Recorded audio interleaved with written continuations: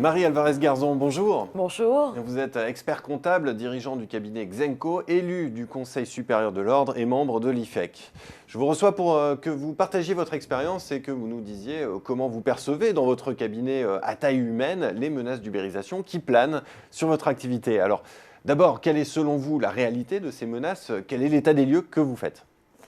Alors, l'ensemble des secteurs d'activité dans le modèle économique est menacé par l'ubérisation sont extrêmement nombreux, et notamment dans le domaine du service. Est-ce que notre profession est menacée? Il y a dans tous les cas une vraie forme d'inquiétude face à un changement possible de rapport de force avec des acteurs majeurs tels que les assurances, les banques, les éditeurs de logiciels. Il pourrait y avoir de nouveaux schémas d'organisation de nos cabinets. Et le risque est de se réveiller un matin et de constater qu'une partie de notre business traditionnel a disparu. Je pense notamment aux missions de tenue. Alors, comment écarter ces menaces? Comment restaurer de la valeur dans ce contexte? Ces menaces existent et nous ne pouvons pas aller contre le sens de l'histoire, d'autant plus qu'aujourd'hui, même les TPE ont des besoins d'agilité, de réactivité, de dématérialisation. Alors on peut dire que notre métier doit opérer une mutation vers plus de conseils, vers des missions à plus forte valeur ajoutée, mais je crois que nous ne devons pas abandonner à d'autres notre cœur de métier. Notre profession doit s'organiser. Les instances n'ont pas vocation à se substituer aux éditeurs, mais elles doivent accompagner les confrères et l'ensemble des confrères dans la transition numérique. Elles doivent veiller à ce que nos nouveaux modes de production nous permettent de garder la propriété des datas que nous produisons.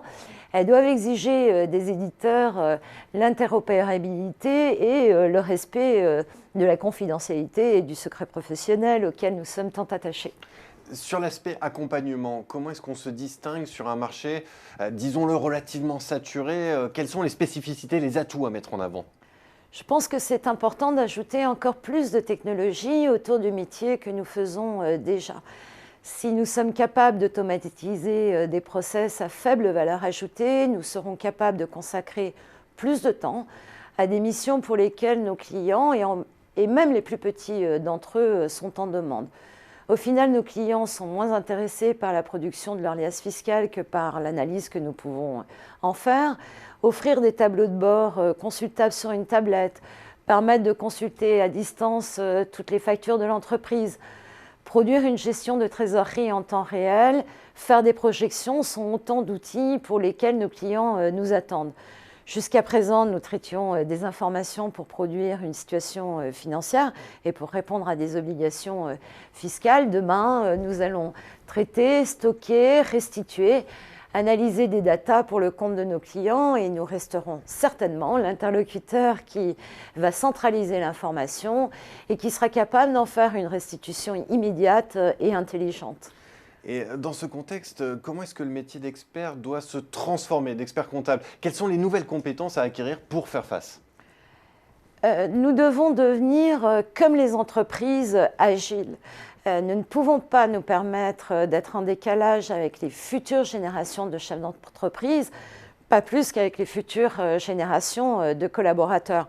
Alors cela passe sûrement par l'intégration dans nos cabinets de nouveaux profils pour gérer des modes de production différents, pour animer les nouveaux moyens de communication, mais aussi par le développement d'activités de niche ou de spécialisation, voire même d'interprofessionnalité. Et c'est possible, quelle que soit la taille du cabinet. Eh bien, le message est passé. Merci Marie Alvarez-Garzon pour cet éclairage. Merci beaucoup. Merci.